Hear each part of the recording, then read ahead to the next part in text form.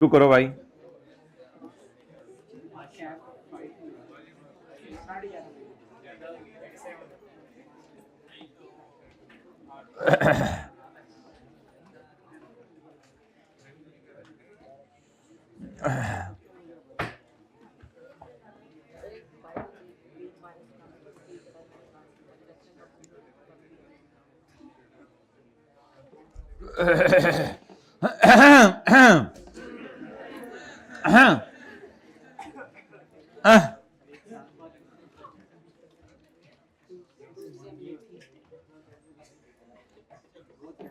अच्छा जी, page number 513 पर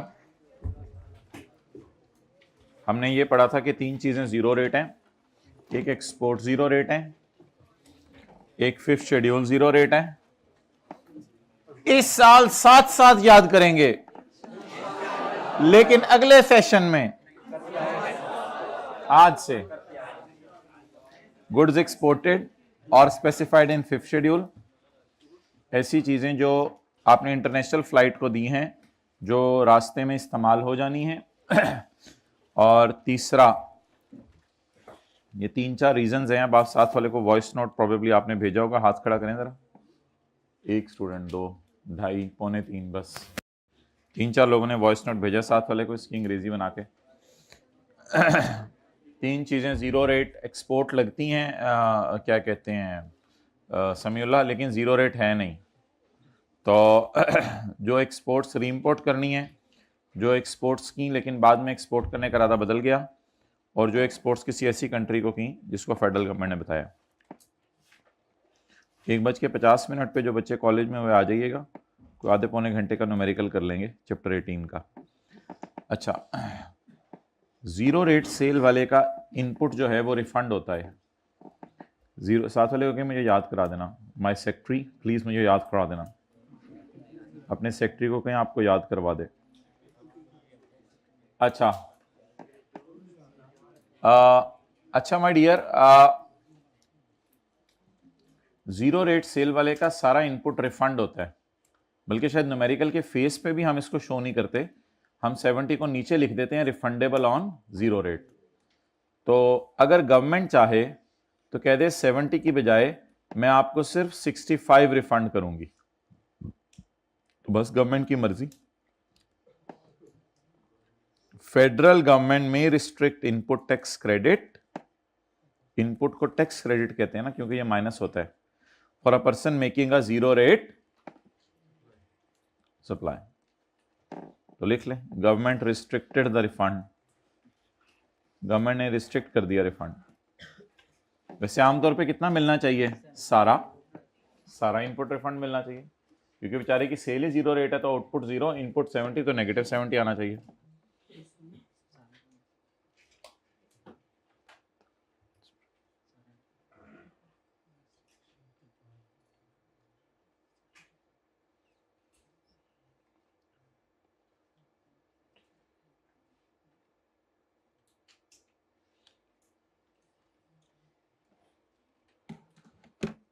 okay,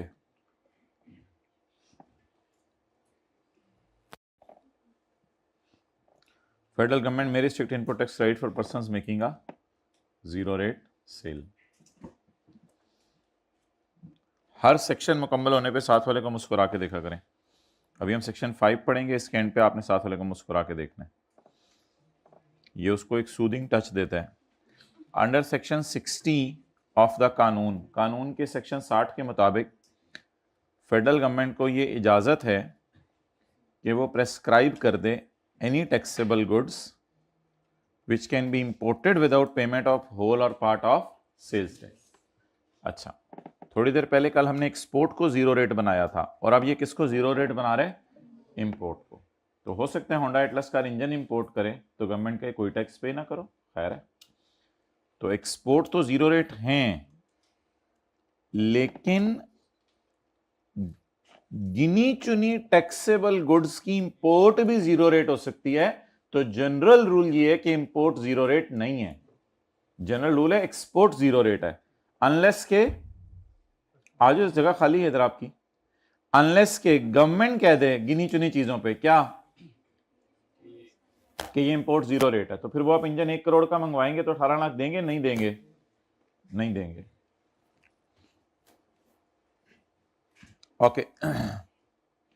चीजें दो किस्म की होती हैं। एक वो चीजें होती हैं जो आप मंगवाते ही अपनी दुकान पे ले जाते हैं, यानी इंपोर्ट की और इंपोर्ट करते ही दुकान पे ले गए। पहले ये पॉइंट ए पढ़ लें।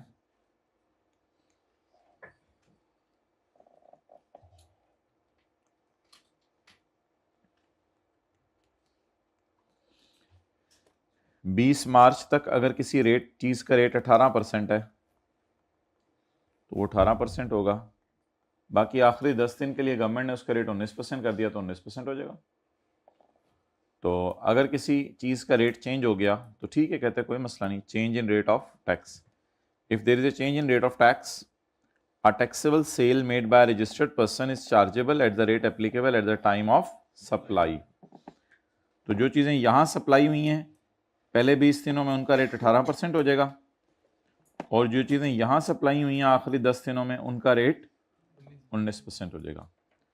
For a taxable sale made by a registered person that is chargeable at the rate applicable at the time of supply. So जो चीजें यहां सप्लाई हुई उनका रेट 18%, और जिनका टाइम यहां है सप्लाई का, हमने टाइम ऑफ सप्लाई पढ़ा हुआ क्या होता है, earlier of when cash is received और व्हेन गुड्स आर डिलीवर्ड। ठीक है, लेट आए बैठे कोई मसला नहीं, खैर है, इंसान है, लेट हो ही जाता है। पॉइंट बी,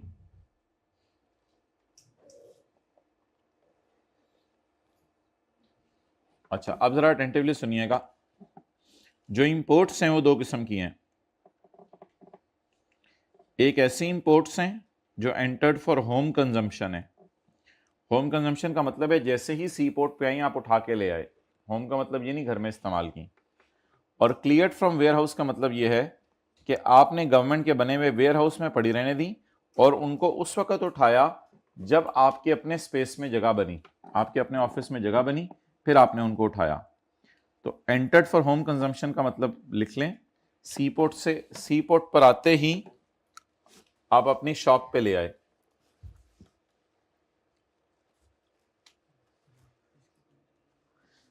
सी पोर्ट पर आते ही आप अपनी शॉप पर ले आए चीजें।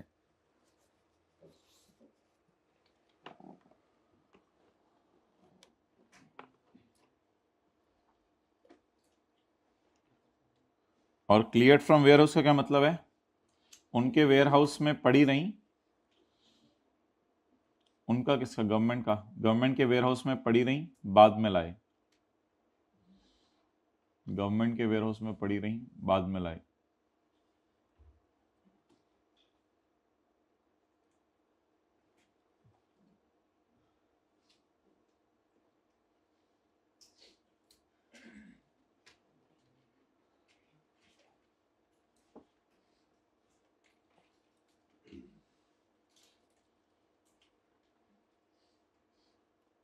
ओके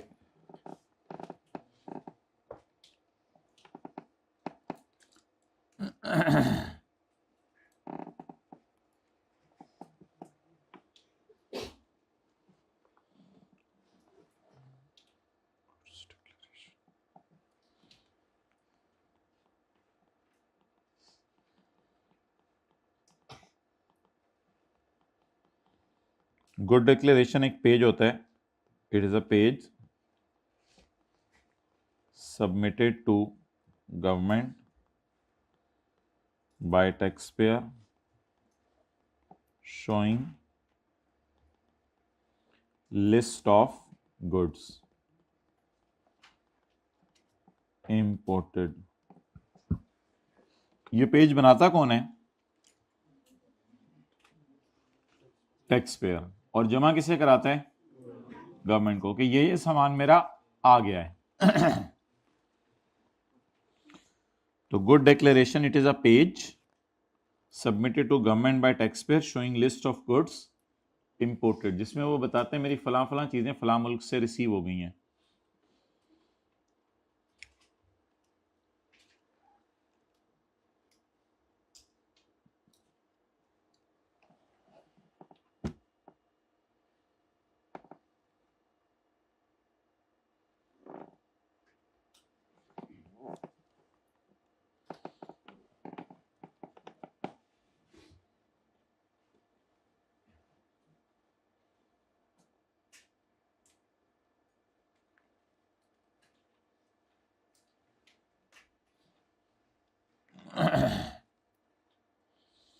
ओके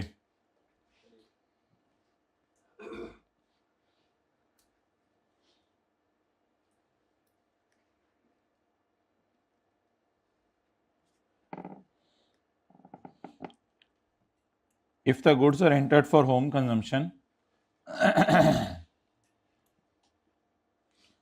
अगर आपने चीजें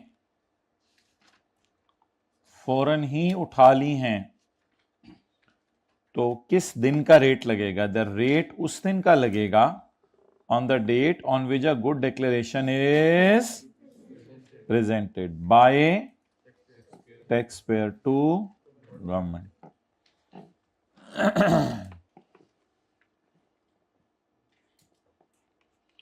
अच्छा, अगर चीजें 10 अप्रैल को आई तो गुड डिक्लेरेशन आप किस दिन जमा कराएंगे? 10 अप्रैल को ही। एंटर्ड फॉर होम कंजम्पशन का क्या मतलब है? एंटर्ड फॉर होम कंजम्पशन का मतलब है फौरन पिक कर लें चीजें, जाते ही पिक कर लें चीजें। जो इंजन आया इंपोर्ट किया आपने, फौरन उठा के ले आए। तो फिर जाहिर बात है अगर वो 10 अप्रैल को आया तो 10 अप्रैल को उठा के ले आए। If the goods are entered for home consumption, अगर आपने चीजें आते ही उठा ली हैं तो द रेट एप्लीकेबल, वो रेट लग जाएगा उस दिन का जिस दिन आपने गुड डिक्लेरेशन जमा करवाया है by taxpayer to government. और अगर चीजें आपने कहां से क्लियर करवाई हैं? वेयर हाउस से। तो फिर क्या होगा? The rate applicable on the date on which a good declaration, फिक्रा वही है, good declaration of such goods is presented by taxpayer to government. लेकिन छोटा सा लफ्ज ऐड कर दिया, फॉर क्योंकि ये काफी दिनों से पड़ी हुई है और अब आप क्लियर करवाने गए हैं, तो जिस दिन आपने क्लियर करवाई है अब उस दिन का रेट लगेगा, ना कि जिस दिन वो आई थी। अब आके पहले की पड़ी हुई है, क्लियर बाद में हुई है। तो अब नेचुरली गुड डिक्लेरेशन लेट जमा कराएंगे या चीजें आते ही जमा करवाएंगे? लेट जमा करवाएंगे। The rate applicable on the date on which a good declaration for clearance. तो ये डिफरेंस है दोनों लाइनों के अंदर। तो लिखिए स्टार डाल के,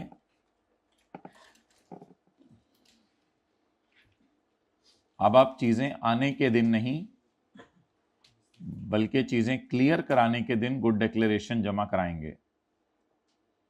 अब आप चीजें आने के दिन नहीं, अब आप चीजें आने के दिन नहीं बल्कि क्लियर कराने के दिन गुड डिक्लेरेशन जमा करवाएंगे।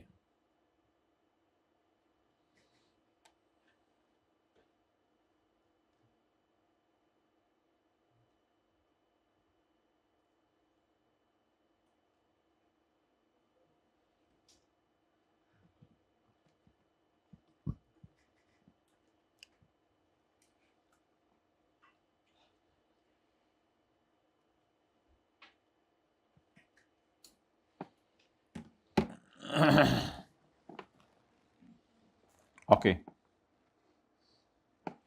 चलें जी, फिक्रा याद करें। If goods are entered for home consumption, the rate applicable on the date on which good declaration is given by taxpayer to government. Present, given, पेश करना। And if the goods are cleared from, तो फिर फौरन pick की या late pick की? Late के pick की या लेट पिक की? लेट पिक की। तो the rate applicable on the date on which a good declaration for clearance of such goods is presented.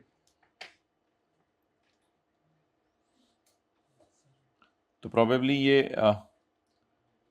13 वाला वीकेंड पे टर्म टेस्ट आपका हो जाएगा। तो मैं आप इंशाल्लाह आज आपसे सिलेबस भी शेयर कर लूंगा, 13 से 18 वाला जो वीकेंड है।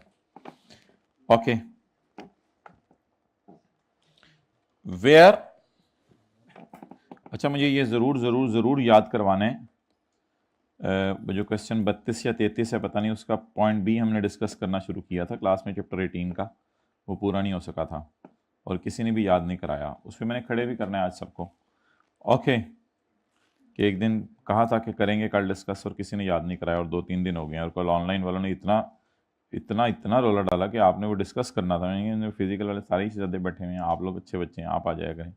अच्छा जी, where good declaration, where good declaration, कई दफा ऐसा होता है कि आप सामान मंगवा रहे होते हैं तो आप ओवर एक्साइटेड होते हैं, जज्बाती होते हैं, तो आप जज्बात में जाके बीवी बच्चों को लेके सी पोर्ट पे चले जाते हैं। और जब आप सी पोर्ट पे जाते हैं तो जो दूर से जहाज नजर आता है तो बेटा कहता है अब्बू ये वाला हमारा है। नहीं बेटा ये वाला हमारा नहीं है, कोई और जहाज हमारा सामान ला रहा है, वो बिल्कुल जहाज लगेगा आपको दूर से, तो वो हमारा सामान ला रहा है। तो आप गुड डिक्लेरेशन चीजों के भी आने से पहले जमा करा देते हैं, यानी good declaration is presented in advance of arrival of conveyance. Conveyance आई नहीं अभी और आपने गुड डिक्लेरेशन पहले ही जमा करा दिया। Where good declaration is presented in advance of arrival of conveyance, then the tax shall be calculated at the rate applicable on which the date the manifest of conveyance is delivered। जिस दिन क्या deliver हुआ, manifest of convince का मतलब है सामान। असल में मैनिफेस्ट भी एक सफाई होता है जो जहाज वाले के पास होता है कि ये वाला सामान आपका पहुंच गया है, तो बस इसको सामान खाली लिख लें तो भी चलेगा। मैनिफेस्ट ऑफ कन्वेंस लफ्ज याद करें, कन्वेंस इज डिलीवर्ड या manifest of conveyance is delivered, बस ये मैनिफेस्ट ऑफ कन्वेंस का लफ्ज आपने डालना है किसी तरह पेपर में। On the date the manifest of conveyance is delivered. अच्छा जी, गुड डिक्लेरेशन 5 जनवरी को आपने जमा करा दिया जज्बात में आके, और सामान आया 15 जनवरी को, किस दिन का रेट लगेगा, 15 जनवरी का। चलें जी, सिनेरियो याद करें और उसका कंक्लूजन याद करें। ये सवाल है और ये उसका जवाब है। सवाल क्या है, if good declaration is presented in advance, जज्बात में आके पहले जमा करा दें, in arrival of conveyance, conveyance आई नहीं और आप गुड डिक्लेरेशन जमा करवा दें, तो tax will be calculated conveyance is delivered, this is manifest of conveyance. साथ वाले से हैं, ये लाइन लगी हुई है आपकी किताब में, हल्की फुल्की लगी हुई है, तो साथ वाले से फुटा लेके इसको पक्का कर लें, छोड़े परे। छोटे भाई के बैग में फुटा होगा, घर में होगा छोटा भाई।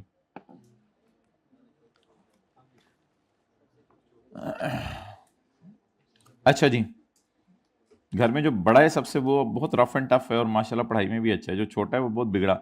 इन केस ऑफ, देखें साथ में दरमियाना वाला बैठा हुआ है, बड़ा वाला बैठा हुआ है, घर में छोटा वाला बैठा हुआ है, छोटे वाला है, ये देखिए ये बहुत बिगड़ा हुआ है, नहीं अच्छे बच्चे हैं। अच्छा जी, अल्हम्दुलिल्लाह। इन case of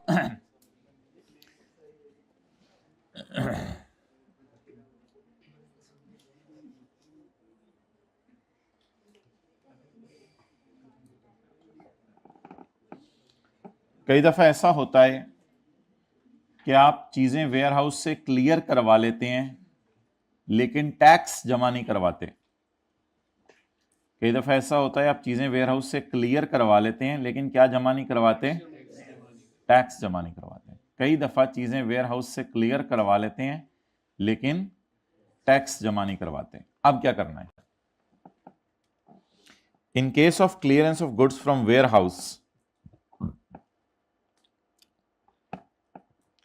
if tax is not paid within 7 days of presenting of,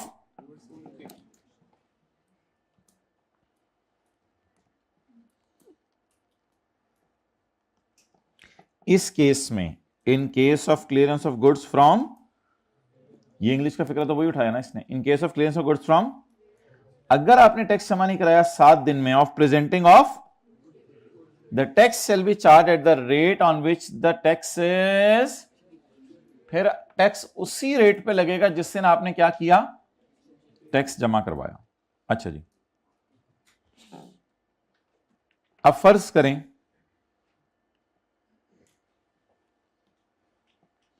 ये मार्च का महीना है, आपने 1 मार्च को गुड डिक्लेरेशन प्रेजेंट कर दिया,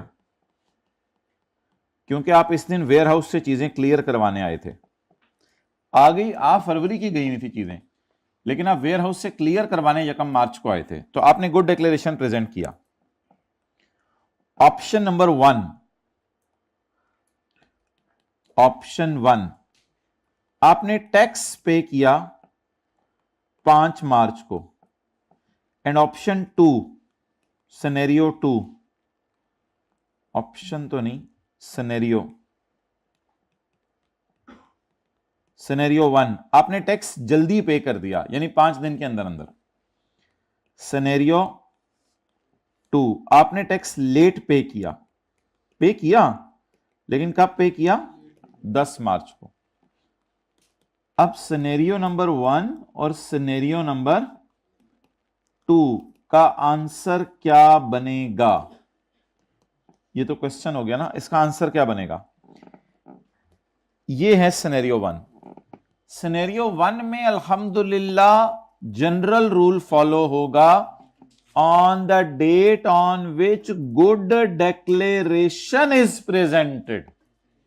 टैक्स पे करने का दिन नहीं देखा जाएगा, तो ऐसी सूरत में जवाब हमारा 1 मार्च ही होगा। But when the goods are cleared from warehouse and the tax is not paid in 7 days from the date when the good declaration is presented, then tax will not be charged on the date on which good declaration is presented. Rather, it will be charged on the date it is actually paid. अब rate किसका use होगा? 10 मार्च का use होगा। जैसे दुकानदार ये कहे कि यार तुम मेरे से घी का डब्बा खरीद लो, ये 500 रुपए का है, अगर तुम 7 दिनों में पैसे ले आए तो चाहे घी का डब्बा बाजार में जितने मर्जी का हो गया, मैं तुमसे 500 ही लूंगा।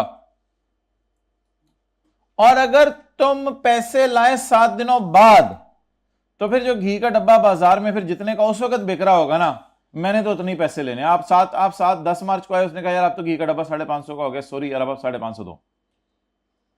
I hope it's very clear now. वो भी हो सकता है, कोई मसला नहीं, सस्ता हो जाए तो भी बेनिफिट लें।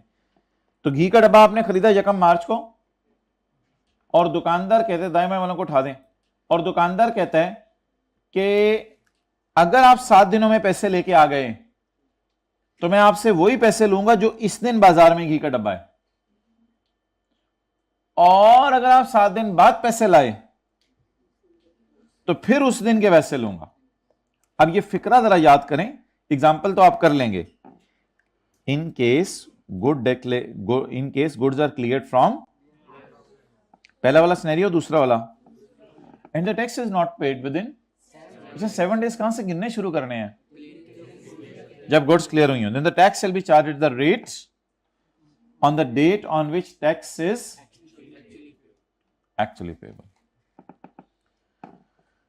अच्छा माय डियर, गुड्स कब क्लियर हुई हैं? 1 मार्च को, और गुड डिक्लेरेशन उसी दिन प्रेजेंट हो गया। Under the 2 scenario determine the date the tax will be charge. वो डेट बताएं जब टैक्स लगेगा। टैक्स पे कब होगा वो डेट नहीं पूछ रहा, पे की वो डेट बताएगा, किस दिन का रेट लगेगा ये पूछ रहा हूं। अगर टैक्स जल्दी पे हो जाए तो 1 मार्च का ही रेट लगा दें, अगर टैक्स 7 दिन बाद पे हो फिर 10 मार्च का रेट। अब ये नीचे नोट करने की जरूरत तो नहीं है, करना है तो आपकी मर्जी है, ऐसे नीचे नोट करने की जरूरत, चलें आधा मिनट ले लें अगर किसी ने करना है तो।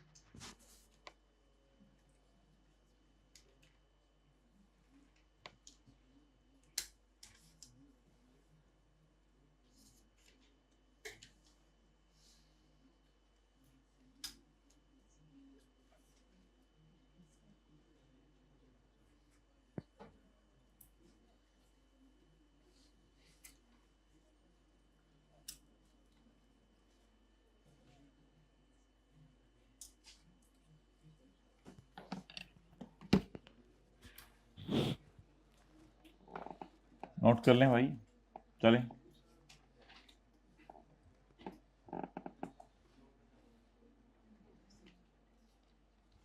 रात को सोने से पहले बिस्तर झाड़ने वाली सुन्नत पूरी कर लेते हैं, भूला हुआ है। अच्छा जी, if there is change in rate of tax, अगर कभी रेट ऑफ टैक्स क्या हो जाए, चेंज हो जाए, तो ड्यूरिंग अ मंथ, महीने के दौरान, यानी महीने के विच में आके टैक्स रेट चेंज हो गया, यानी 19 मार्च तक रेट कुछ और था और बाद में कुछ और हो गया, तो rate of tax change from 19 मार्च, तो 2 रिटर्न्स, एक यकम से 18 मार्च की अलग रिटर्न जमा करवाएंगे और एक सेकंड दूसरी रिटर्न, वन रिटर्न और सेकंड रिटर्न कब से कब तक की, 19 से 31 नहीं कहते, 31 कहते हैं।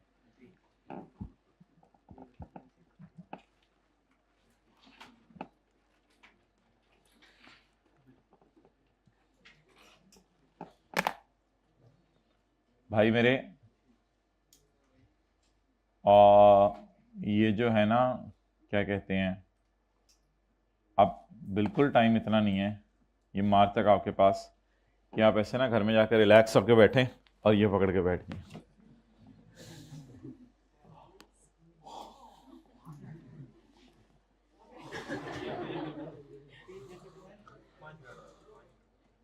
ये 2 घंटे गुजर चुके हैं माय डियर, स्टोरी के अंदर नहीं गए, अब बिल्कुल ये टाइम नहीं है।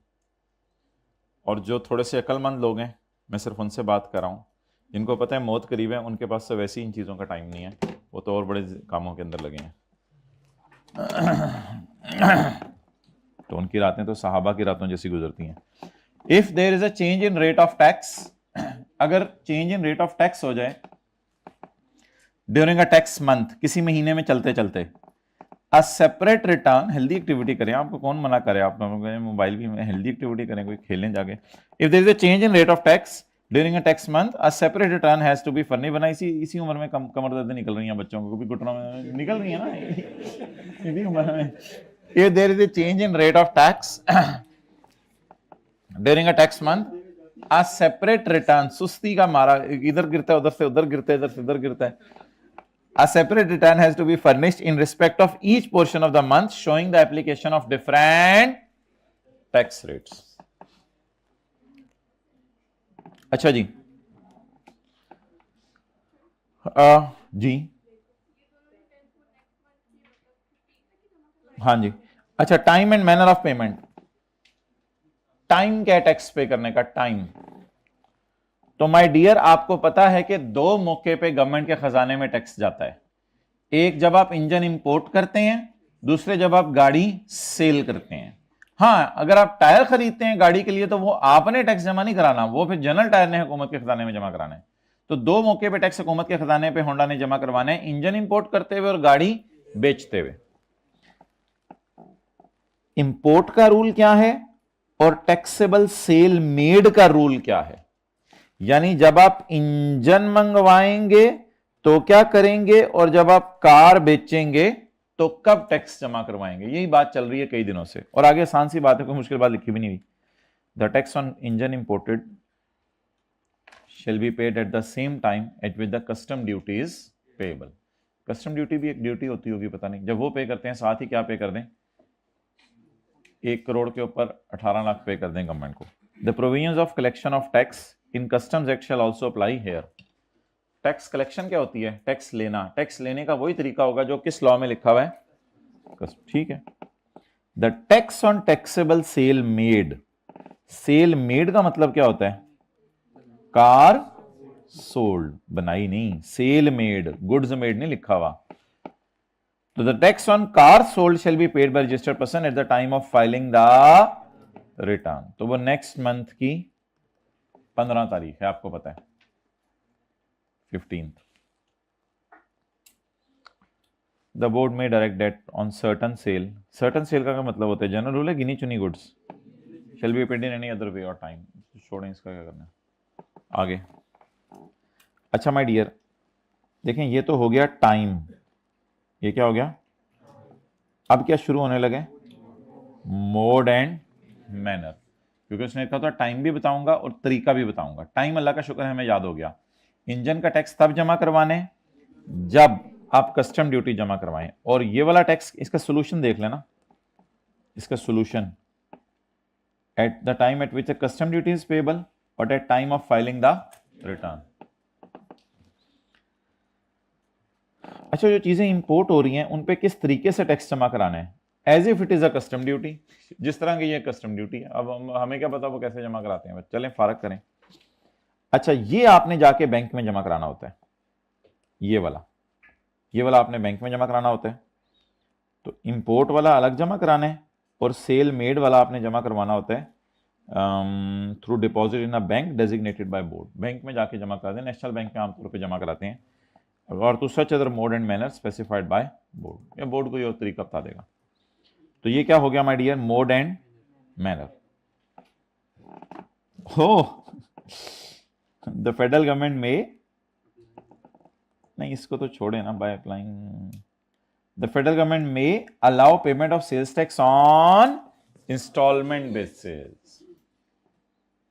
फेडरल गवर्नमेंट किस बस ब्रैकेट में ले लें, हाईलाइट क्या करना है? बाय अप्लाइंग कंडीशंस लिमिटेशन याद कर लीजिएगा, अल्लाह करे ये भी याद रह जाए आपको। तो द फेडरल गवर्नमेंट में allow payment of sales tax on instalment basis.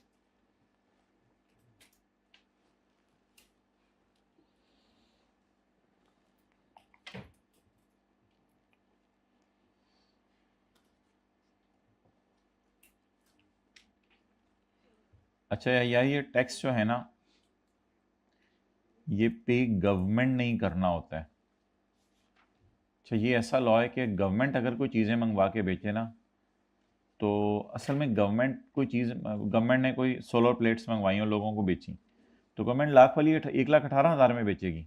इसमें आप ये नहीं कह सकते गवर्नमेंट पे टैक्स लग रहा है, बर्डन तो आपको पता है इस पर सारा कंज्यूमर पे ही जाना होता है। तो यहाँ गवर्नमेंट के इदारे कई दफ़ा ना सेलें शुरू कर दी थी उन्होंने।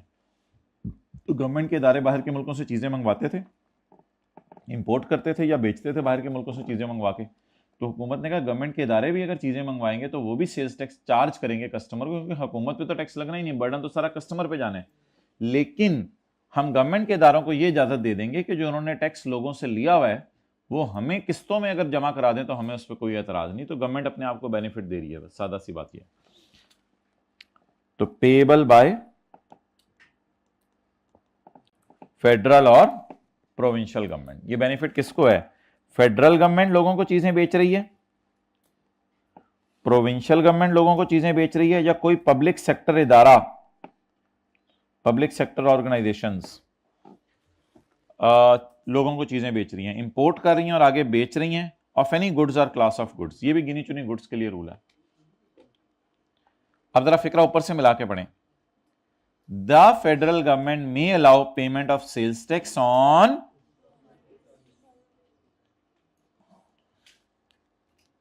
if tax is payable by federal government और प्रोविंशियल। अच्छा, ये federal government provincial government tax किसको दे रही है? Payable by federal government to federal government. To का लफ्ज मैंने यहां डाला नहीं क्योंकि उसने भी नहीं डाला हुआ। तो पेएबल बाय फेडरल और provincial public sector organisation import और सेल ऑफ गुड्स, और payable by federal government obviously to provincial to federal government. Clear? If tax is payable का लफ्ज लिख लें बस। अच्छा माय डियर, अल्हम्दुलिल्लाह वो आ गया जिसका इंतजार था। सेक्शन 7 और 8 जिसमें सबसे ज्यादा न्यूमेरिकल बनते हैं पास पेपर्स में, सेक्शन 7 और 8। और सेक्शन 8 की वही हेडिंग है जो सेक्शन 21 की थी, टैक्स क्रेडिट नॉट अलाउड या परचेजेस नॉट अलाउड। जो सेक्शन 21 की थी डिडक्शंस नॉट अलाउड। तो ये सबसे इंपॉर्टेंट सेक्शन है सेक्शन 8, और उसी के साथ एक इंपॉर्टेंट सेक्शन है सेक्शन 7।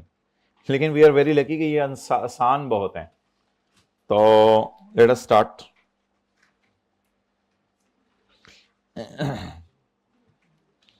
कहते हैं न्यूमेरिकल सॉल्व करते हुए एक चीज आपने नोट की हो, शायद काफी दिनों से न्यूमेरिकल सॉल्व हो रहे हैं, एक चीज आपने नोट की हो कि न्यूमेरिकल का फॉर्मेट है आउटपुट माइनस इनपुट। मिसाल के तौर पे मैंने 50 यूनिट बेचे 120 रुपए के, तो ये मेरी सेल प्राइस है, ऐसे ही है ना। 50 यूनिट 120 रुपए के बेचे तो ये मेरी क्या है, तो सेल को हम 18 से मल्टीप्लाई कर देते होते हैं, और उसके बाद मैंने 80 यूनिट खरीदे 60 रुपए के और बेच उनको 120 के दिया डबल प्रॉफिट करके, तो उसको भी 18% से मल्टीप्लाई करते हैं, ये मेरा इनपुट आ जाता है। तो आउटपुट माइनस इनपुट, 90% की रिस्ट्रिक्शन लगती है, वो अपनी जगह बात सही है, लेकिन वो अभी मैंने नहीं लगाई हुई। तो output minus input will be payable to government. लेकिन कहते हैं इसमें ये याद रखना कि परचेज नीचे सारी पड़ी होती है और सेल सिर्फ उन्हीं की पड़ी होती है जो बिके। तो इट इज अ मिसमैच कि नीचे परचेज 18 की है, 80 की है, और सेल ऊपर कितने यूनिट्स की पड़ी हुई है। लेकिन कहते हैं इसमें मेरे लॉ का कोई एतराज नहीं है। हां, अगर इसमें कुछ और डिफरेंट होता तो फिर वो अकाउंटिंग की क्लास की तरह करते कि परचेज हुए 80 माइनस क्लोजिंग स्टॉक 30, तो फिर इस तरह करना पड़ता, तो वो तो फिर परचेज ना होती, वो तो कॉस्ट ऑफ सेल इंटू 18% होता। लेकिन हमारे लॉ में याद रखिएगा परचेज इंटू 18% है। तो इसलिए सेल्स टैक्स वाले बहुत रहम दिल हैं, वो कहते हैं सेल में से परचेज माइनस कर लो, बाकी कोई मसला नहीं, अगले साल अगले महीने जब बाकी 30 यूनिट है वो बिकेंगे, वो भी सेल में चले जाएंगे। हो सकता है अगले महीने इनपुट हो ही ना, आप कोई चीजें नहीं खरीदे ना, कोई मसला नहीं, बस फिर आउटपुट पे 18% लगा के न्यूमेरिकल सॉल्व कर लीजिएगा। तो इसलिए हमारे लॉ में एक बेसिक चीज है, याद रखिएगा, कॉस्ट ऑफ सेल पे 18% नहीं लगाया जाता, बल्कि किस पे लगाया जाता है, परचेज पे 18% लगाया जाता है। तो ये मिसमैचिंग देखने में लग रही है, लेकिन इसको इग्नोर करें। इस 80 में से 50 बिक गए हैं और 30 अभी बिकने हैं। बाकी ऐसा भी हो सकता है कि ये परचेज के थोड़े से पैसे आपने दे दिए हो और थोड़े से पैसे देने हो, तो परचेज उधार पे भी हो सकती है, कैश पे भी हो सकती है। अब असूल ये है कि परचेज में आप वो वाली चीजें भी डालेंगे जो बिक गई हैं और वो वाली चीजों का इनपुट भी डालेंगे जो बिकनी है, और परचेज में कैश परचेजेस भी डाला करेंगे और परचेज में क्रेडिट परचेजेस भी डाला करेंगे। ये अब न्यूमेरिकल का फॉर्मेट आ रहा है। अगर नेक्स्ट मंथ में हम 20 यूनिट्स ले और 50 यूनिट्स हम सेल करें तो 20 यूनिट्स ऑफ परचेजेस लेंगे। हाँ, बस जितना परचेज करें। For determining tax liability of a registered person, for determining tax liability of a registered person, ये निकालने के लिए क्या करें, यानी कि फॉर डिटरमिनिंग 216 निकालने के लिए क्या फॉर्मेट होगा। On a taxable sale made during a month, a person shall be entitled to minus input। कहते हैं आज पहली बात मैं आपको बता रहा हूं, इनपुट मैं न्यूमेरिकल्स में माइनस करने दिया करूंगा। shall be entitled to minus input, paid वाला भी और पेएबल वाला भी। कहते हैं उससे कोई फर्क नहीं पड़ता, सब माइनस करने दूंगा। दूसरी बात, during the month for sale made, जो सेल कर दी है उसकी परचेज भी माइनस करने दूंगा, और टू बी मेड, तो सेल मेड कितनी है और टू बी मेड कहते हैं सारी माइनस करने दूंगा। हमने कहा ये इनपुट किसमें से माइनस करें, माइनस तो करना है, डिडक्ट तो करने हैं, किसमें से करें, डिडक्ट करना है, तो उसमें वो कहता है फ्रॉम आउटपुट, तो डिडक्ट करने इनपुट फ्रॉम आउटपुट। तो ये मैंने हाईलाइट कर दी बात, यहां से न्यूमेरिकल का फॉर्मेट सामने आ गया आपके। We are suppose to deduct input tax from the output tax, the input will be allowed from the will be deducted from the output tax. Excluding वाले को छोड़ें, तो काटना नहीं है। Date is payable in that tax month. Output कौन सा वाला, ये आउटपुट ड्यू है ना, ड्यू से मुराद है पेएबल, यानी ये हुकूमत को पेएबल है, लेकिन इसमें से इनपुट माइनस कर लें, इसका नाम ड्यू भी है पेएबल भी है। ये जो 1080 की बात करें, date is due in the tax month, जो इस साल का, ड्यू का मतलब है बनता है, जो बनता है इस महीने का, यानी सेल इंटू 18%। ये ड्यू से मुराद हमारे सवाल में 1080 है।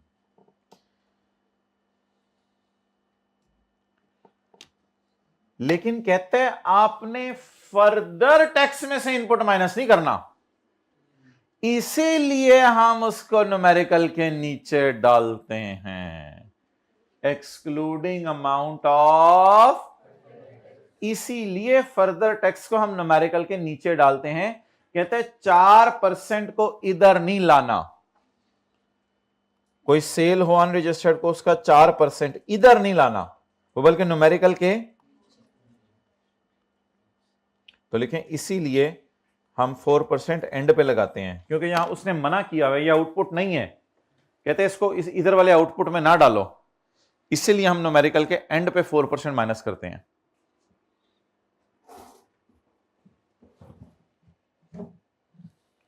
4% प्लस करते हैं, माइनस करते हैं।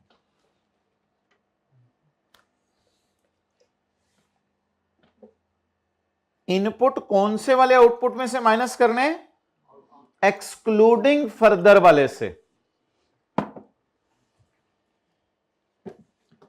बार बार बोलें, इनपुट माइनस करना है कौन से वाले आउटपुट से? एक्सेप्ट फर्दर वाले से। यानी फर्दर वाले में से इनपुट माइनस नहीं करना। तो फिर फर्दर वाला कहां ले जाएं? न्यूमेरिकल के एंड पे ले जाएं। फिर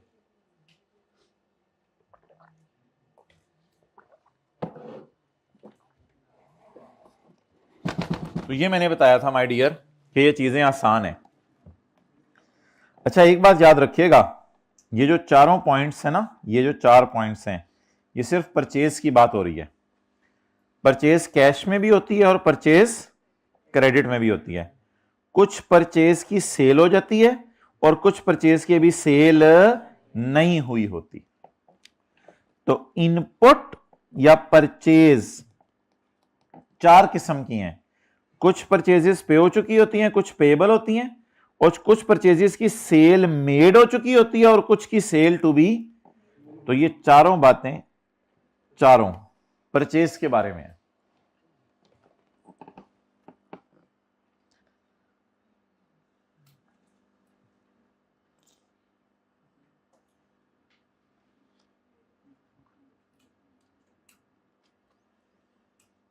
और मशहूर जमाना वो लाइन आ गई कि अगर आप कोई परचेज रिकॉर्ड करना भूल जाएं तो अगले 6 महीने में कभी भी रिकॉर्ड कर लें। ये हमने पहले दिन न्यूमेरिकल में की थी। Input is not deducted, purchase record करना भूल गए। इनपुट क्या होता है? परचेज। परचेज रिकॉर्ड करना भूल गए रेलेवेंट मंथ में। फॉरगॉट होना चाहिए मेरे तो ख्याल से, ये तस्वीर भेज दो। Forgot to record purchase, purchase record करना भूल गए। बिल लेट आया या बिल आया और गुम हो गया। इन तीनों वजह से क्या होगा? इन तीनों वजह से क्या होगा? इनपुट डिडक्ट नहीं हो सकेगा ना, भूल जाएंगे फिर हम इनपुट रिकॉर्ड करना। अब इजाजत क्या है? यार एक बंदा था, he has not recorded purchase in the month of March, misplace हो गया था या बिल लेट आया था, बस मार्च की परचेज रिकॉर्ड नहीं कर सका। What is the remedy available? वो बेचारा क्या करे? मार्च की भूली हुई परचेज अप्रैल में रिकॉर्ड कर लो, नहीं मई में कर लो, जून में कर लो, जुलाई में कर लो, अगस्त में कर लो, सितंबर में कर लो, अक्टूबर में ना कर लो। Last month by which he can record the purchase. Record इधर भी कर सकता है बट इसके बाद नहीं कर सकता। कैनॉट कर लो, कर लो, कर लो, कैनॉट कर लो, बस कर लो, कर लो, कर लो, कर लो, कर लो, कर लो। क्योंकि यहां नहीं की थी, तो बोले नहीं की थी तो कर लो, तो कर लो, तो कर लो, तो कर लो, तो कर लो, तो कर लो, तो ना करो। साथ वाले से तो ऊंची बातें ना करें please. He can claim input till September 2017। तो सुबह को भूला हुआ शाम तक घर आ जाए तो उसको भूला, उसको भोला कहते हैं। हां, अगर वो रात को घर आए, ओए होए होए, छित्तर मार मार। अच्छा जी, नबी सल्लल्लाहु अलैहि वसल्लम ने जंग के अलावा कभी हाथ नहीं उठाया किसी पे। अच्छा जी, वेयर अ रजिस्टर्ड पर्सन, जब एक रजिस्टर्ड पर्सन है वो इनपुट माइनस नहीं कर सका। इनपुट क्या होता है? परचेज के पे 18% लगाते हैं। जब with in the relevant month, उस महीने में, इसको हम याद किया करेंगे सेक्शन 7 के 1 की आखिरी 2 लाइनें, इसको हम इस तरह याद किया करेंगे। सेक्शन 7 के 1 की आखिरी 2 लाइनें, ही मे, और अगर शी हो शी में, तो ही में शी में, बोले ही में शी में, दोनों ही में भी और शी में भी, claim such tax in the return of any of. Any of का मतलब है कभी भी कर लो, एनी ऑफ द 6 अगले 6 महीने। कौन से 6 महीने? 6 महीने। आप ही के दोस्त चार होते हैं, प्रीसीडिंग लिख के आ रहे होते हैं, पिछले 6 महीने में माइनस कर लो।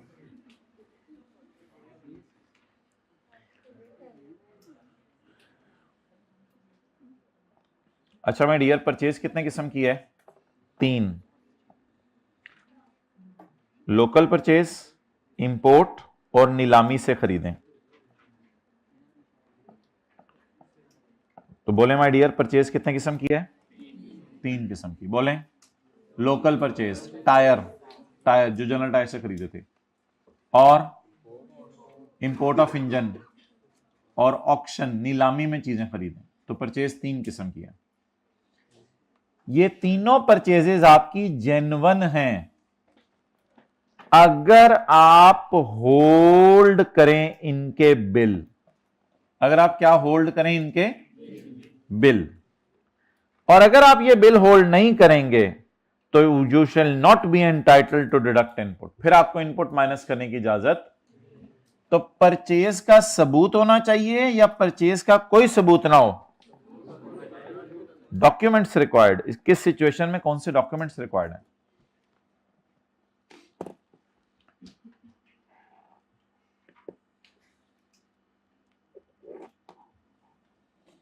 जनरल टायर से आप अगर टायर खरीदे ना, तो 4-5 कंडीशंस पूरी होंगी तो होंडा को परचेज रिकॉर्ड करने की इजाजत है, वरना होंडा उस टायरों की परचेज पे 18% न्यूमेरिकल में नहीं लगा सकती। बस मैं क्लोज कर रहा हूं ये डब्बा पढ़ के बाद, अटेंटिवली जरा सुनते रहिएगा। तो जनरल टायर से अगर हम टायर खरीदें तो हमें 5 चीजें साबित करेंगे तो परचेज रिकॉर्ड करने की इजाजत है। एक चीज हम ये साबित करें कि बिल वो हमारे नाम का बना के दे। बिल क्या करके दे? हमारे नाम का, इन हिज नेम, पहले उसका नाम आए, एंड हैविंग हिज, यानी क्या, सॉरी, हमारा यही होल्ड्स अ टैक्स इनवॉइस, हमारे पास टैक्स इनवॉइस है जिसमें हमारा नाम हो और हमारा रजिस्ट्रेशन नंबर हो in respect of such supply. अच्छा, आगे नहीं पढ़े। दूसरी शर्त, अगर जनरल टायर ने वो सेल अपनी रिटर्न में नहीं दिखाई, अगर जनरल टायर ने वो सेल अपनी रिटर्न में, हमारे लिए तो परचेज है लेकिन उसके लिए तो क्या है, या वो अपनी रिटर्न में तो दिखाई लेकिन मेरे से 1,18,000 लेके 18,000 गवर्नमेंट के खजाने में जमा नहीं कराया, तो इस पे भी सजा मुझे मिलेगी। हालांकि आप तो 1,18,000 दे आए हैं जनरल टायर को, लेकिन लॉ मेकर कहते हैं ऐसे बुरे बंदे के पास जाते क्यों जिसने आगे ये पंगे करने हैं। तो शायद जुर्म उसका है लेकिन सजा आपको मिलेगी। पहले तो आप उससे बिल बनवाएं ना, बिल बनवाएं पहले। बिल में आप अपना नाम लिखवाएं और अपना क्या लिखवाएं? रजिस्ट्रेशन नंबर, जब होंडा उनके पास बिल बनवाने जाए। अगला काम उसे फोन करके ये कहें, यार आप अपनी जरा रिटर्न ना जल्दी 15 तक जमा करा दो खुदा के लिए, और उसमें ना इसको सेल में डाल देना क्योंकि मैंने इधर से अपनी परचेज रिकॉर्ड करनी है। बल्कि आजकल तो होता ही है कि ये सेल में जब डलता है तो होंडा के सिस्टम में ऑटोमेटिकली वो परचेज के अंदर आ जाता है, क्योंकि एफबीआर ने सारी चीज़ों को ऑनलाइन कर दिया हुआ है। तो इसलिए जैसे ही वो सेल में डालता है तो होंडा की ये परचेज बन जाती है। और तीसरी शर्त ये है कि वो उस 1,18,000 में जो 18,000 है वो गवर्नमेंट के खजाने में भी जमा करा के आए। तो जो परचेज होंडा ने अपनी रिटर्न में डाली है, अगर वो सेल जनरल टायर, सॉरी ये जरा रिदम बना के पढ़ना पड़ेगा वरना घर में समझ नहीं आएगा। जो परचेज किया गाड़ी वालों ने अपनी रिटर्न में डाली है, अगर वो सेल जनरल टायर अपनी रिटर्न में ना शो करे या किया जनरल टायर को 1,18,000 दे दे और वो आगे गवर्नमेंट को जमा, तो किया गाड़ी वाले को इस परचेज को रिकॉर्ड करने की इजाजत नहीं है। तो दो बातें हैं भाई अलग अलग, इनको उर्दू में पहले याद कर लें। आपने 1,18,000 के टायर खरीदे किया गाड़ी वालों ने जनरल टायर से, तो पहले तो उधर ही खड़े खड़े बिल बनवाएं जिसपे किया का नाम आ रहा हो और साथ जिसके ऊपर जो है वो किया का रजिस्ट्रेशन नंबर आ रहा हो। दूसरा काम ये करें कि उसको फोन करके रिमाइंड कराएं कि खुदा के लिए अपनी रिटर्न बनाओ और इसमें इसको अपनी सेल में डालो। और तीसरा काम उसे ये भी कहें कि खुदा के लिए ये पैसे भी गवर्नमेंट के खजाने में जमा करवा दो। अगर तुम ये सारा नहीं करोगे, या तो मुझे बिल नहीं बना के दोगे या बिल बना के दे दो और आगे गवर्नमेंट के खजाने में जमा ना करवाओ या अपनी रिटर्न में सेल में ना डालो, तो मैं खमियाजा सारा भुगतना पड़ेगा, मेरी परचेज डेड हो जानी है। तो इस तरह गवर्नमेंट ने लॉक किया, चीजों को फंसाया है ताकि लोग टैक्स के चंगल से बच ना सकें। ही होल्ड्स अब रिटर्न बनानी होती है जनरल टायर ने, लेकिन पीछे पड़ा होता है होंडा, वरना बेचारे के इनपुट डेड हो रहे होते हैं। और जिसके इनपुट डेड होते हैं उसके लिए तो न्यूमेरिकल सॉल्व बड़ा मुश्किल है। कहां आपने 2,16,000 टैक्स देना था और कहां आप 10,80,000 टैक्स दे के आएंगे। 10,80,000 टैक्स देना तो स्यापा है पूरा। इसलिए आप दूसरों को कहते हैं खुदा के लिए अपनी सेल रिकॉर्ड करो, ताकि मैं अपनी क्या रिकॉर्ड करूं, क्योंकि कोई बंदा इसको अपनी सेल में डालेगा तो मैं इसको अपनी परचेज में डाल सकूंगा ना। तो इसलिए लोगों को कहा जाता है कि यार ये अपनी सेल में डालो ये चीज, ताकि मैं अपनी कहां डालूं, ये परचेज में। तो हमारी मिसाल में तो अनलकीली ये किया है, तो किया cars holds a tax invoice इन किया नेम, किया के नेम में, एंड हैविंग किया registration number in respect of such supply. यहां सप्लाई से मुराद जो कॉन्टेक्स्ट चल रहा है ना वो परचेज का है। यहां सप्लाई मेड होती है, कई दफा सप्लाई रिसीव्ड होती है, तो ये सप्लाई परचेज के मानों में।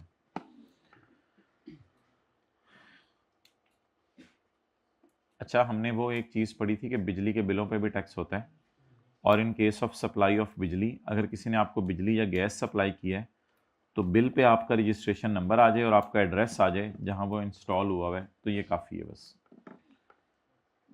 ये भी एक बात है, लेकिन ये नॉर्मली इतनी टेस्टेबल नहीं है, मतलब न्यूमेरिकल्स में, बाकी बात ज़्यादा टेस्टेबल है। तो ये थोड़ा सा हट के बीच में उसने बात डाली है। हम मेन बात की तरफ वापस आते हैं। इफ़ द जनरल टायर, अब ये आप नहीं लिखेंगे तो घर में याद नहीं होनी चीज़ें कि कौन किया है कौन जनरल टायर है, अगर इधर सुस्ती कर रहे हैं। If the general tyre has not declared such सब, अब आप बेशक सच सेल लिख लें, सच परचेज लिख लें, जो मर्जी लिख लें, अब जनरल टायर के लिए बात हो रही है। If the general tyre has not shown such supply in his return, यानी अपनी जनरल टायर के रिटर्न में, या general tyre has not paid the tax due as indicated in his return, then input cannot be recorded by किया my dear. तो input फिर किया वाले रिकॉर्ड नहीं कर सकते। And it all seems logical, इसमें कोई लॉजिकल बात नहीं है जो हमने बातें अभी पढ़ी हैं। बट एक बात जरूर है कि होंडा कह सकता है कि यार, वो किया वाले कह सकते हैं यार मेरा क्या कसूर था, अगले को ध्यान रखना चाहिए था। लेकिन आप ना फिर ऐसे बंदे के पास जाएं जब आपको अगले की हरकतें पता हैं, तो आप अगर पकड़े गए हैं तो ऐसे दोस्त थे आपके, आपने कुछ नहीं किया लेकिन दोस्तों की जैसे पकड़े गए आप, बुरी सोहबत। और माशाल्लाह आप ही क्लास में वाहिद बच्चे ऐसे हैं जिनको अच्छी सोहबत मिली हुई है। राइट वाले को देखें। इन case of imports made by him, और अगर आप इंपोर्ट्स करते हैं तो ऐसी सूरत में, अच्छा ये ना मैं जरा सर्कल लगा रहा हूं। सर्कल क्यों लगाना है, देखो अंडरलाइन हुए हैं, एक ये अंडरलाइन हुआ है, एक ये अंडरलाइन हुआ हुआ है और एक ये अंडरलाइन हुआ हुआ है, अंडरलाइन हुए में है। तो फिर आपके पास क्या होना चाहिए? बिल ऑफ एंट्री और गुड वही जो गुड डिक्लेरेशन आपके पास होना चाहिए या बिल ऑफ एंट्री होना चाहिए। आपके नाम का किया, शोइंग आपका sales tax register number, it shall be properly cleared by custom authorities. Duly का मतलब होता है प्रॉपरली। और ही होल्ड्स अ ट्रेजरी चालान। जब आप चीजें नीलामी से खरीदे ना तो वहां बिल नहीं बनता। बोले यहां क्या बनती है? टैक्स इनवॉइस, यहां गुड डिक्लेरेशन और यहां treasury challan in his name and bearing his showing payment of sales tax.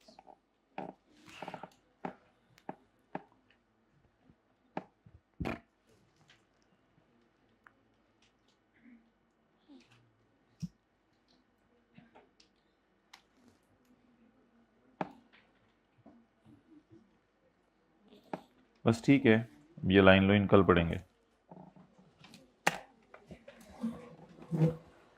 अच्छा भैया, पेपर में आता है 4 से 5 नंबर का सवाल। कभी आता है time of claim of input. ये जब आता है ना time of claim of input, तब तो मेजॉरिटी बच्चों को ये सवाल समझ नहीं आता कि इसमें लिखना क्या है। लेकिन अगर गौर से देखें तो ये time of claim of input है, because when you will hold it, it is the time to record input. जैसे ही आप ये बिल अपने हाथ में होल्ड करके दिखा दें हुकूमत को, तो when you will hold it, so it is the time of claim of input. एक दो दफा आया इस तरह सवाल भी, time of claim of input, तो वो बच्चों को समझ नहीं आया ये पूछ क्या रहा है, क्योंकि ये वाली हेडिंग्स वो ऊपर घर में पढ़ते नहीं है। लेकिन 99% दफा सवाल ये आता है, conditions for allowing input minus करने की क्या शराइत हैं। पहली शर्त, इस केस में आपके पास इनवॉइस होनी चाहिए और ये वाली शर्त भी पूरी होनी चाहिए, नाम वगैरह, ये सारी शर्तें पूरी होनी चाहिए। तो ज्यादा इस नाम से आता है कंडीशंस फॉर अलाउइंग इनपुट। और ये वाला जो सवाल आता है 2 लाइन का, ये तो अक्सर ही आता है कि क्या रेमेडी अवेलेबल है एक बंदे को, if he forgot to deduct input. Remedy available if he forgot to deduct input. अगर वो इनपुट बेचारा रिकॉर्ड करना भूल गया। नीचे कुछ हो रहा है, नीचे के इनपुट रिकॉर्ड कब करना है, इधर देखें, ये कि इनपुट रिकॉर्ड कब करना है, और ये कुछ हो रहा है कि इनपुट रिकॉर्ड करना था, होल्ड भी किया हुआ था बिल, लेकिन भूल गए। अब क्या करें? नीचे ये है कब रिकॉर्ड करें, और ऊपर ये है कि अगर रिकॉर्ड करना भूल जाए तो क्या करें। ये अक्सर 2 मार्क्स का सवाल आता है और ये 5-6 नंबर का सवाल आता है, कंडीशंस फॉर अलाउइंग इनपुट। और एक सवाल 8 नंबर का आता है, वो अगले सफे पे है, कि कौन से इनपुट सिरे से ही डेड हैं, यानी रिकॉर्ड करने की इजाजत ही, चाहे आप बिल भी दिखा दो, कोई वो नहीं हुकूमत वाले आपको, क्योंकि ये बुरे इनपुट हैं। तो बुरे इनपुट तो अगले सफे पे हैं। तो जरा 3 सवाल मुझे रिवाइज कराएं। इनपुट रिकॉर्ड करने की शराइत क्या है, वो नीचे लिख दी गई। अगर इनपुट रिकॉर्ड करना था और सारी शराइत पूरी हो रही थी लेकिन रिकॉर्ड करना भूल गया, तो ये 2 लाइनें। और कौन से इनपुट है जो from the very first day dead है, टैक्स क्रेडिट्स। ये हमारा मेन सेक्शन है, सेक्शन 21 की तरह, जिसको इंशाल्लाह हम कल पढ़ना शुरू करेंगे।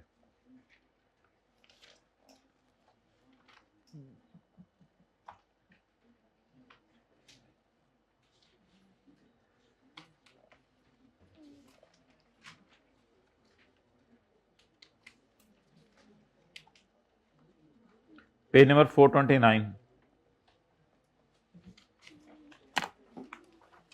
जब भी कभी सवाल में फॉरेन इनकम आ जाए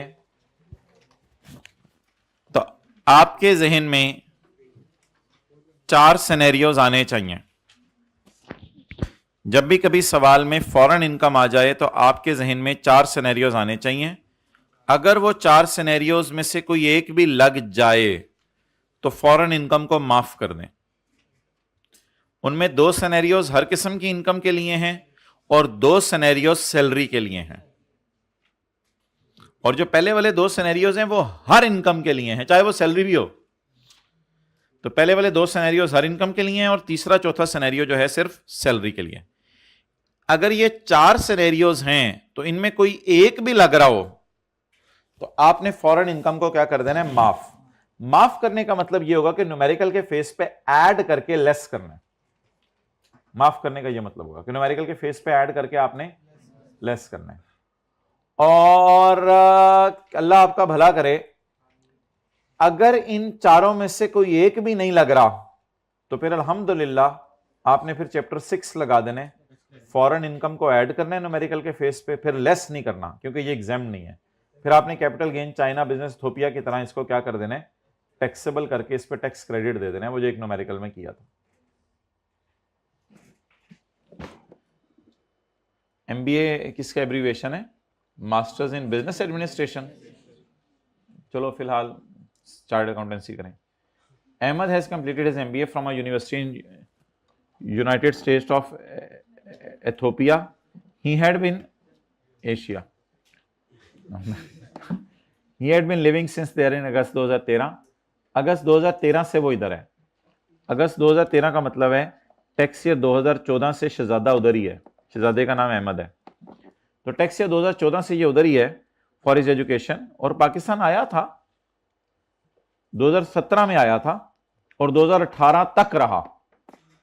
शहजादा हमारा 17 में आया और मार्च अप्रैल मई जून 3-4 महीने रहा, तो फिर भी नॉन रेजिडेंट ही था।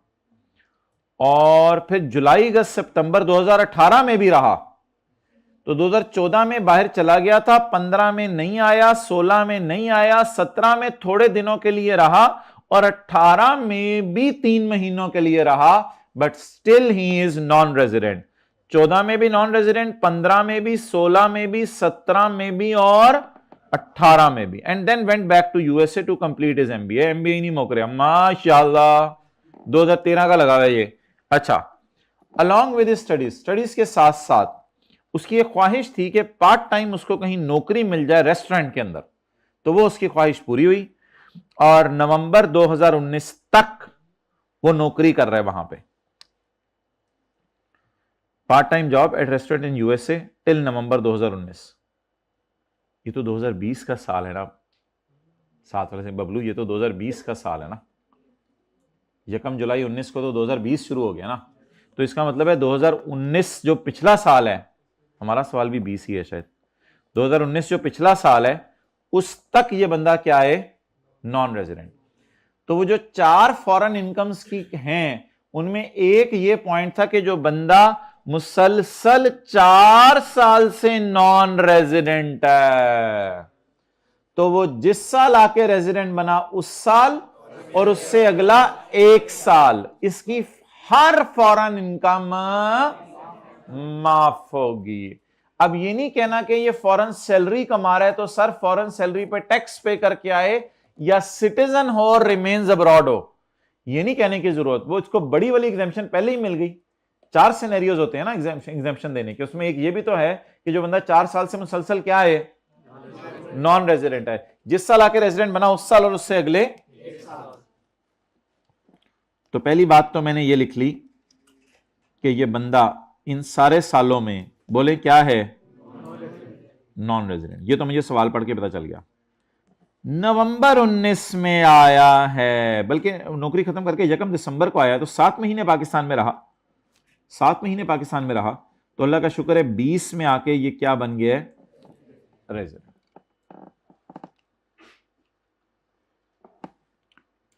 So if a person is non-resident for all of the 4 preceding years, then his foreign income for the year in which he became resident and the next year will be exempt from tax. इधर शायद citizen होने की भी शर्त है,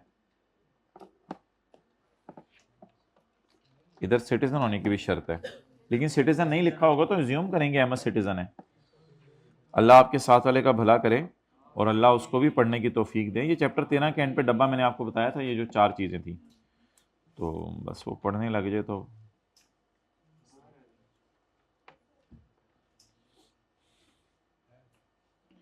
the foreign income Any foreign income derived by a citizen of Pakistan who was not resident in any of the 4 years.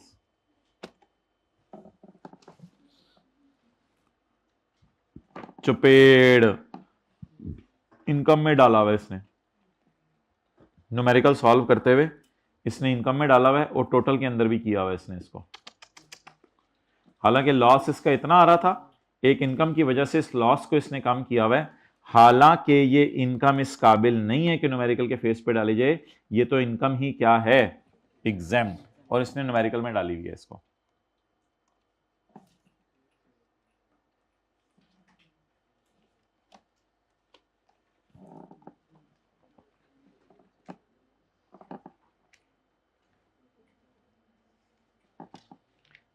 He has computed the taxable income, उसने taxable income निकाली हुई है। इसको इस तरह समझ लेना कि ये शायद उसने वर्किंग 1 की है, ये वर्किंग 2 की है, और फिर इनका टोटल यहां पे ले गया। तो ये इसने टैक्सेबल इनकम निकाली हुई है अपनी तरफ से, और टैक्स इसने शायद इसलिए नहीं निकाला हुआ कि टैक्स इसका 0 बन रहा है, वरना एक लाइन नीचे और डालता माई टैक्स इज 0। तो ये देखें ना, अगर ये सारा भी इग्नोर करें तो टोटल्स में इसने गलती से ये डाल लिया हुआ है, हालांकि ये इनकम नहीं है इसकी। Done, okay.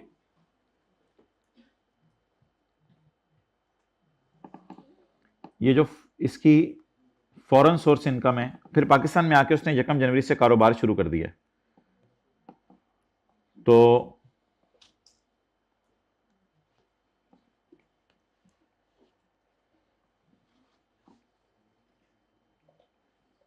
यकम जुलाई 19 से 30 नवंबर 19 तक इसने ये वाली इनकम कमाई है, और फिर 1 जनवरी 20 से लेके 30 जून 20 तक इसने ये वाली इनकम कमाई है। ये इनकम फ्रॉम बिजनेस है और ये इनकम फ्रॉम सैलरी है। तो फॉरेन सैलरी इसकी माफ होगी, इसको टोटल में नहीं डालनी चाहिए थी, अगर डाली भी थी तो एंड पे माइनस कर देता, फिर एंड पे माइनस भी इसने नहीं की भी। नोट ए, इसने पाकिस्तान की बिजनेस की सेल में से कॉस्ट ऑफ सेल माइनस की हुई है, selling and admin expenses minus किए हुए हैं, और डू नेशन माइनस की हुई है। फिर उसने आगे लिखा हुआ है कि इस फिगर में कोई मसला नहीं है, इस फिगर में मसला है। Selling and admin expenses include the following: 8,40,000 pay to 2 employees equally in cash. Tax काट लिया उनका। अच्छा चलें, टैक्स काटा ना तो अच्छी बात है, हमारी ये भी तो एक ख्वाहिश होती है ना कि सैलरी जो है कैश में पे ना करें। 840,000 मुझे बताएं कि जिस तरह मर्जी करें यार, आप इस तरह भी तो कर सकते हैं कुछ बच्चे। 840,000 एक बंदे की तनख्वाह एक्स ले ली, एक बंदे की तनख्वाह क्या ले ली, एक्स ले ली। इस एक्स को आपने मल्टीप्लाई किया 6 मंथ से, क्योंकि 1 जनवरी को कारोबार शुरू हुआ है, और इसको मल्टीप्लाई किया 2 बंदे, तो ये तनख्वाह बन गई 8,40,000। ये जो एक्स है मुझे क्या देगा सोच के बताएं। एक बंदे की 1 महीने की तनख्वाह जरब 2 बंदे तो 2 की तनख्वाह आ जाएगी, जरब 6 महीने तो पूरे इस साल के आखिरी 6 महीने की तनख्वाह आ जाएगी। इस तरह भी आप निकाल सकते हैं, या आप 8,40,000 को सिंपली पकड़ें, 8,40,000 को सिंपली पकड़ें और इसको डिवाइड कर दें 6 महीने से। जब आप इसको 6 महीने से डिवाइड करेंगे तो ये 1 महीने की 2 बंदों की तनख्वाह आएगी, फिर आपको इसको दोबारा 2 से डिवाइड करना पड़ेगा। तो what ever you may like, ये आपकी अपनी मर्जी है, जैसे मर्जी चलें। तो 8,40,000 को 6 महीने से डिवाइड करें, 1 लाख। ये कितने बंदों की तनख्वाह है, 2 बंदों की। कितने महीने की, 6 माह की। लो और भाई ये थी 6 माह की, अब ये कितने की निकल आई, 1 माह की। अब 1,40,000 को पकड़ें और 2 बंदों पे डिवाइड कर दें, 70।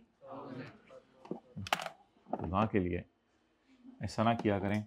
आपसे कुछ सड़क पे जाते हुए पूछ ले, यार आप सीए कर रहे हो, अभी किया नहीं, मुझे बताओ, मेरे 2 मुलाजिम थे, मैंने उसे 8,40,000 रुपया दे दिए 6 महीने में, तो मैंने एक को कितना दिया है? पानी लाओ मेरे लिए। पागल हो, ये टैक्स का सवाल है, सादा सा सवाल है। 70,000 रुपया, तो अब बता दें पर मंथ तो कितनी तनख्वाह मिल रही है? लेकिन ऑब्वियसली ये तो उनको पता चलना था ना, जिन्होंने ये पढ़ना था कि 1 जनवरी से कारोबार शुरू है, वरना तो बार बार 12 से डिवाइड करके आ रहा होना था। इट इज ग्रेटर देन, लेकिन गलत तो था ना, it is greater than 32,000, so it is paid in cash under the provision of खालाजी का ऑर्डिनेंस। कमेंट रशीद, पहला कमेंट मेरा बड़ा जबरदस्त हो गया है, मैं सही लिख के आवांगा, पहला कमेंट जबरदस्त हो गया। चलो आगे, इस पे कमेंट हम कराएंगे। अच्छा भाई, फिजिबिलिटी स्टडी फॉल करती है प्री कमेंसमेंट एक्सपेंडिचर की डेफिनेशन में? यार ये वही वाली मशहूर जमाना गलती हुई है, वो जो गलती नहीं होती थी, सॉफ्टवेयर खरीदते थे गलती से एक्सपेंसेस में डाल देते थे, प्लांट खरीदते थे गलती से एक्सपेंसेस में डाल देते थे। अच्छा, एक जगह वैसे लॉ मेकर ने भी इजाजत दी हुई है कि पूरी कॉस्ट को खर्चे में डालेंगे, लेकिन वो तो एक रेयर सरकमस्टांस है, वो तो गिने चुने एसेट के लिए, वो तो लॉ मेकर कभी खुद बताएगा कि लॉ ने इजाजत दी है, वरना जनरल रूल क्या है प्री कमेंसमेंट एक्सपेंडिचर के बारे में? कौन सा सेक्शन है?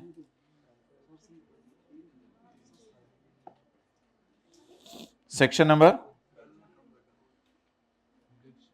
29 था, पता नहीं कौन सा था।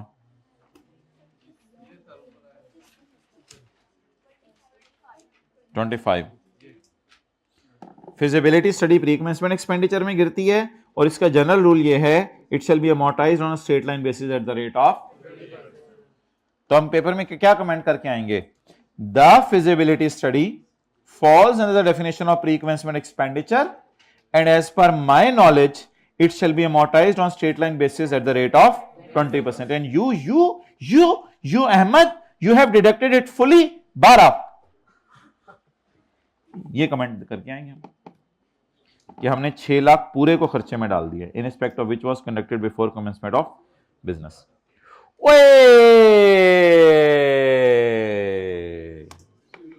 इसका 20% डालना चाहिए था खर्चे में, इसने पूरा डाल दिया खर्चे में।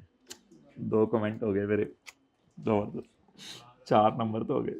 चल आगे, donation of 6 lakh was paid to a charitable hospital in Pakistan. 6 lakh तो इसका तो टैक्स क्रेडिट मिलेगा, ये डिडक्शन नहीं है बिजनेस की। तीसरा कमेंट हम ये करके आएंगे कि it is deduction not allowed, however a tax credit will be allowed, तो ये बिजनेस का खर्चा नहीं है।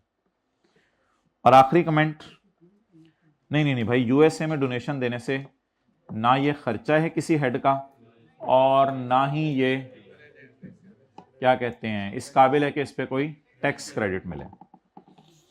तो न्यूमेरिकल को अगर मैं रीसॉल्व करना चाहूं तो मना किया हुआ उसने income from business working 1। Accountant वाला लॉस कितना है? 16। भाई ऊपर देखे ना, अकाउंटेंट वाला लॉस कितना है? 1620। इस तक पहुंचते हुए 22 lakh cost of sale minus हुई है, मुझे कोई एतराज नहीं। इस तक पहुंचते हुए 8,40,000 माइनस हो गया, इस पे मुझे एतराज है, क्योंकि 32,000 से ऊपर की सैलरी कैश में पे नहीं हो सकती। ऐड कर दें सैलरी 8,40,000, खर्चों में कितनी पड़ी है? 8 लाख। तो प्रॉफिट तक पहुंचते हुए इसमें 8,40,000 पड़ा है, तो ये माइनस हो गया गलती से, और 6 लाख भी माइनस हो गया। तो ऐड कर दें 6 लाख को, और इसकी जगह माइनस कर दें 6 लाख का 20, नहीं 6/12 नहीं करेंगे इसमें, मुझे इसमें नहीं 6/12 होता, वो सिर्फ इनटेंजिबल में नंबर ऑफ डेज बेस पे अमोर्टाइज होता है, बाकी ये नहीं चक्कर करना जी। 120 और -1620 में एक और मसला भी है, 6 लाख की डोनेशन भी माइनस हुई है।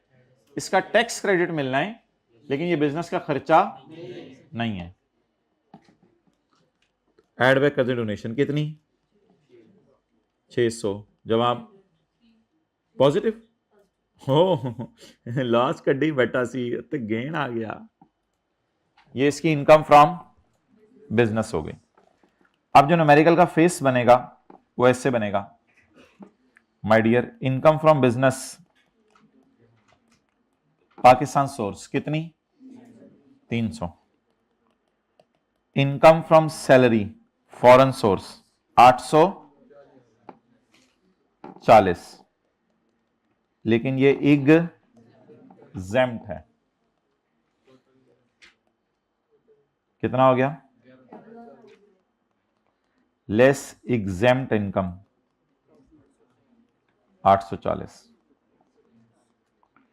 Taxable income 3 lakh. ओ टैक्स इसका कितना बना, 0, क्योंकि 3 लाख है ना। और less tax credit under section 61, no need. क्यों, अब आपकी फीस नहीं बनती बेटा। सर थोड़ा सा डिस्काउंट इसमें सर, प्लीज सर। नहीं बेटा आपकी फीस नहीं बनती, हम आपसे सर थोड़ा सा इसमें डिस्काउंट सर, प्लीज थोड़ा सा छोड़ दें सर। दुकानदार मैंने आपसे पैसे नहीं लेने, इसमें भी थोड़ा सा छोड़ दें। और भाई जिसका टैक्स ही नहीं बनता उसे क्यों डिस्काउंट देना है? डिस्काउंट जेन्युइन है, डिस्काउंट बनेगा, टैक्स क्रेडिट मिलना चाहिए 6 लाख पे, लेकिन इस बेचारे का क्या नहीं बन रहा, टैक्स नहीं बन रहा। तो इसलिए फिर कैलकुलेट करने की, मैं ये नहीं कह रहा कि देना ही नहीं टैक्स क्रेडिट, देना है, लेकिन अब सवाल में उसका टैक्स ही नहीं है तो फिर टैक्स क्रेडिट काहे का देना। और ये सारा करके बाहर निकल के साथ वाले ने कहा पुत्र कंप्यूटेशन इज नॉट रिक्वायर्ड। ऋषिद पानी मंगवा, कमेंट्स रिक्वायर्ड थे।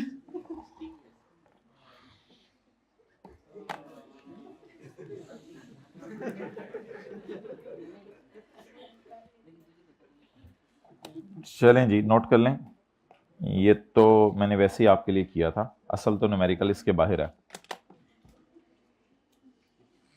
अब जल्दी करें 2 मिनट में नोट, ताकि फिर 5 मिनट में हम कमेंट्स देना शुरू करें।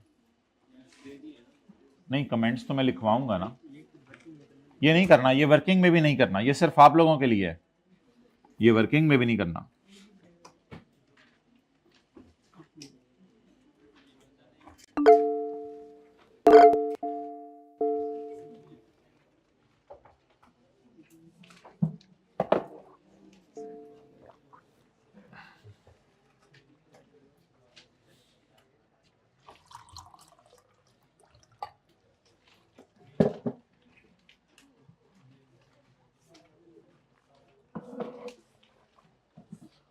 रजिस्टर रख लें बैग में जल्दी से, अभी तो क्लास चल रही है, अब रजिस्टर निकल रहे हैं नोट करने के लिए।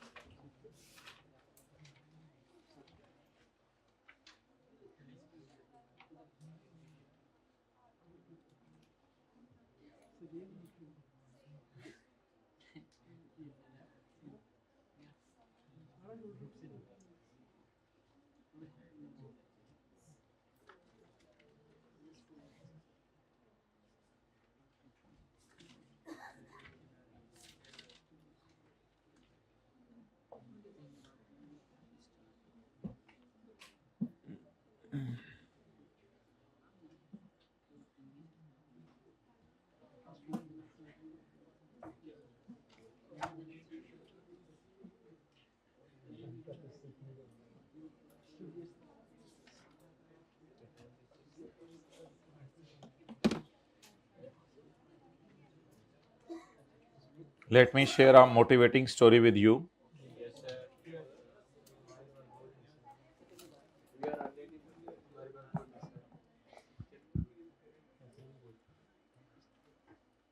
चलो जल्दी नोट करो।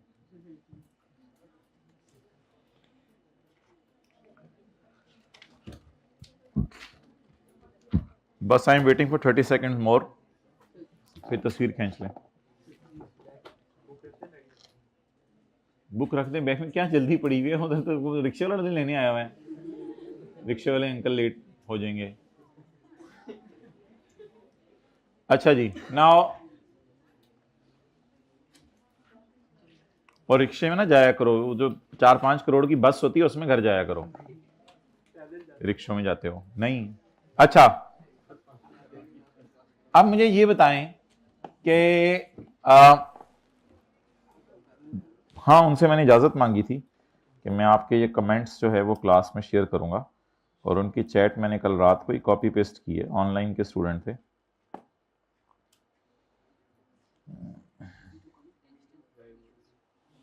गायब हो गया। हमेशा ऑलवेज स्पीक एंड थिंक।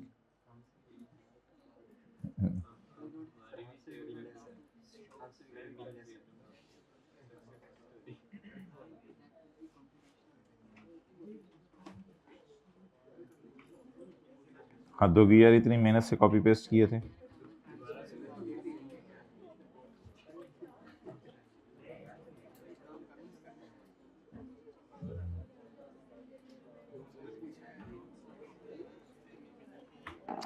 ये चीज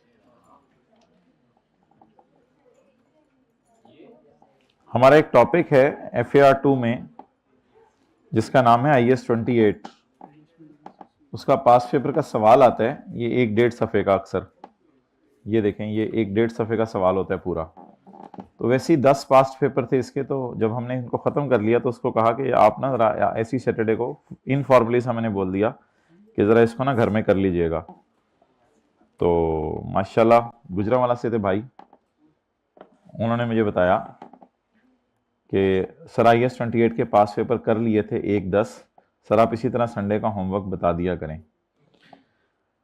अब पता चल गया कि 75 to 80% एडजस्टमेंट हो जाती हैं, बस 1-2 एडजस्टमेंट मुश्किल होती हैं। अब मैंने कहा ये तो 10 पास्ट पेपर थे, एक सवाल पे पता नहीं कितना टाइम लगता है। कहते नहीं मैं 6 घंटे बैठा, 6 घंटे में अल्हम्दुलिल्लाह मैंने 10 के 10 पास्ट पेपर कर लिया। तो डिफरेंट एडजस्टमेंट्स पर मैंने स्टार लगा लिया है, बाकी तो रिपीट ही हो रही हैं। तो ये बिल्कुल इसी तरह है कि जैसे आपको कहा जाए चैप्टर 18 के जो है वो 12 सवाल जो है वो कराइएगा संडे को, तो आप लोग 6 घंटे लगा के आप कहें हमने 12 सवाल कर लिए हैं। तो कोई है इस पूरी क्लास में ऐसा फिजिकल हाइब्रिड में? जरा हाथ खड़ा करें। 1-2 स्टूडेंट्स, 4, ठीक है। इंशाल्लाह इस संडे को आप पे भी तजर्बा करेंगे। अब कमेंट्स लिखना शुरू करें, कमेंट लिखना शुरू करें my dear.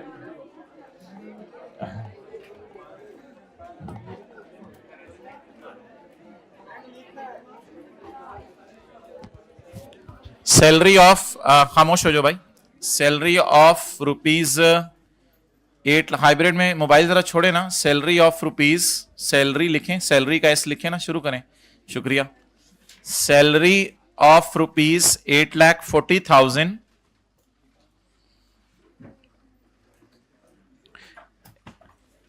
is paid in cash. Salary of ₹8,40,000 is paid in cash. दोबारा रीस्टार्ट होना पड़े साथ वाले को, इसलिए टाइम लग रहा है। Is paid in cash. चल अब अगली लाइन से लिखना शुरू करें, अगली लाइन लिख लें। The salary per month is 70,000. The salary per month is 70,000. आगे लिखें 8,40,000 divided by 6 is equal to 1,40,000 and divided by 2। Bracket में ये कैलकुलेशन शो कर दें इस तरह जिस तरह मैंने किया। 8,40,000 डिवाइडेड बाय 6 और 1,40,000 डिवाइड बाय 2। अच्छा, फिक्रा कहां तक पहुंचा था हमारा? 70,000 which is exceeding 32,000 per month.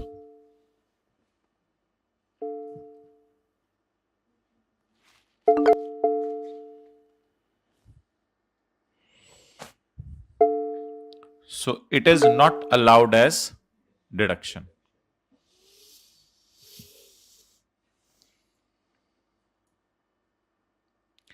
Next, feasibility study is a pre-commencement expenditure.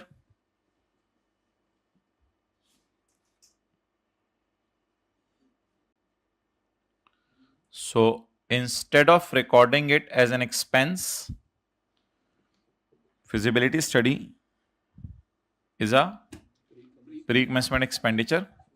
So instead of recording it as an expense,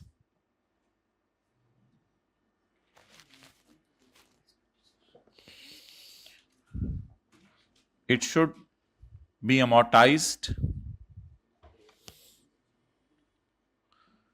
on a straight line basis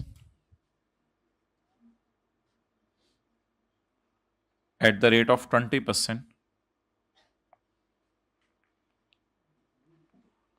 At the rate of 20%. Showing amortization of rupees. कितना बन गया? 120,000.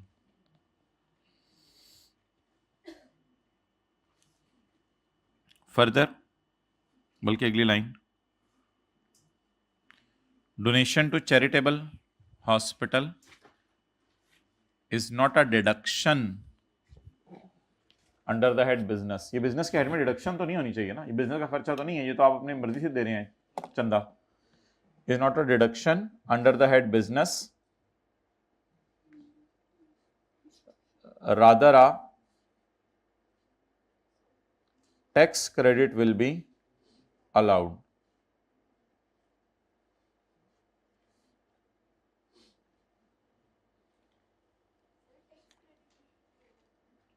नहीं, वो तो हमने सवाल खोल के नहीं देखा, हमें क्या पता इनकम 3 लाख आनी है या नहीं. उसने तो क्या कहते हैं, हमने न्यूमेरिकल सॉल्व भी नहीं कराया. अगर न्यूमेरिकल हमसे सॉल्व करवाता तो फिर हम कहते टैक्स क्रेडिट देना था, लेकिन टैक्स 0 है अभी. हाँ क्या है डोनेशन, और आगे लिखें, however donation in USA is not a deduction and no tax credit will be allowed as well. However, donation in USA is not a deduction and no tax credit will be allowed as well.